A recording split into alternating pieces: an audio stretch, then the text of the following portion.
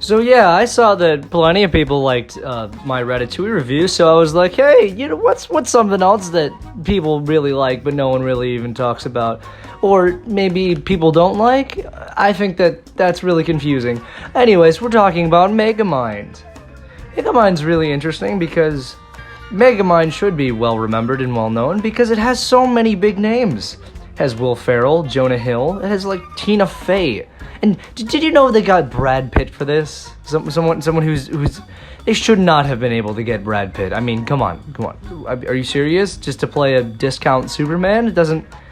Okay. Anyways, we're talking about Megamind, and it's pretty great. I love Megamind. Megamind's main theme is about purpose. It's pretty obvious. Like in the very beginning of the movie, his dad is like, destined for, and he's like, destined for what? No one really knows. So there's a question of, does destiny exist? Is there destiny? Do I control my destiny? Who really knows? There's a lot of questions of, what good is a purpose if there's no lasting significance if you fulfill that purpose, right? Or can you truly be happy in a purpose given for you? In this movie, if you don't know, Discount Superman pretty much is just like, hey, I just want to stop being Discount Superman because I'm feeling not fulfilled. That's literally a cornerstone of the movie, is that whole subplot twist, I suppose you would call it a plot twist, right?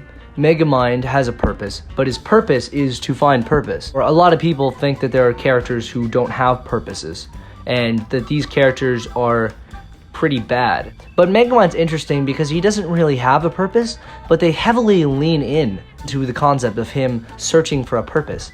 Like if you point out a character, I'm not saying anything harsh about this character, but most people don't like Rey from the new Star Wars movies, right?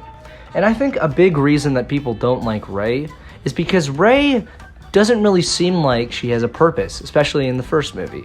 Or if she does have a purpose, it doesn't really seem like a good one. Her main motive is to get off the planet, right?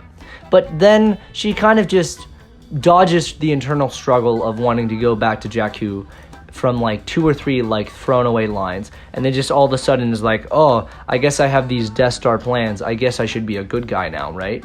And I guess she's sort of against the discount Imperial Army, but like she doesn't really talk about it that much, so it doesn't really feel like she has a strong motive that she's passionate about. She kind of just feels like she's just going along with the flow because she feels like she has to, which isn't bad. It isn't bad to have a character that's just like, I'm gonna do this because I have to, but you have to lean into it. I think Megamind's interesting because it is an analysis on that concept of having no purpose, but it's done in the right way, where the whole cornerstone of the movie is him finding purpose. Now, if Rey, the entire cornerstone of the movie was her finding purpose, I would be way more interested in that movie, given it probably wouldn't feel like a Star Wars movie. I mean, because Star Wars movies aren't usually like that, you know?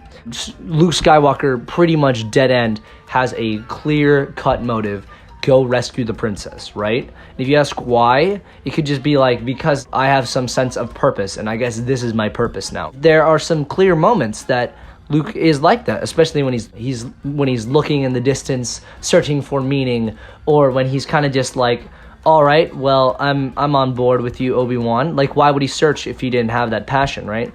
Rey doesn't have as much of that passion. She has a little, but it's not as much. I don't think it's enough. Sure, Luke's is very little too, but I mean, hey, that isn't my favorite Star Wars movie, so, you know. Megamind's really great because the plot revolves around him trying to find purpose. And I think this is important because their purpose has to be simple, but it's the details of that purpose that make it interesting. And it's also the difficulty of achieving that purpose, right? There has to be something in the way that truly causes a struggle for the protagonist. I think that's another reason Rey doesn't entirely work, is because Rey doesn't entirely struggle the whole time. She kind of is just doing fine for the most part. The interesting thing about Megamind is that it doesn't really touch a lot on a difficulty.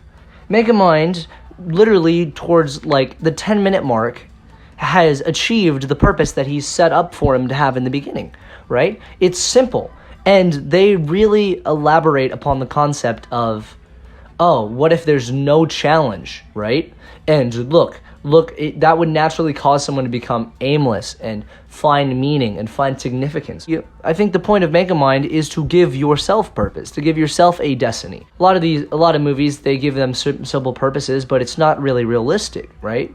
But the problem is that if you don't give someone a dead set purpose, then they feel aimless, which could make a boring movie, unless you form it correctly, like Megamind did.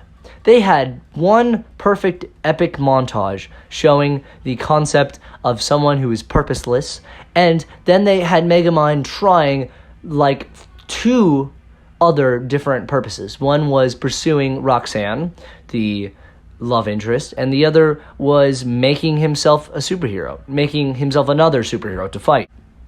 And I think this is very inspiring, because I think there are many times where we all feel like we're bad at something, or we're failing at something, right? Or maybe we feel like we've achieved something too well, or maybe we feel like we've been built up to think that this is what we're meant to be, but then it's not fulfilling, right?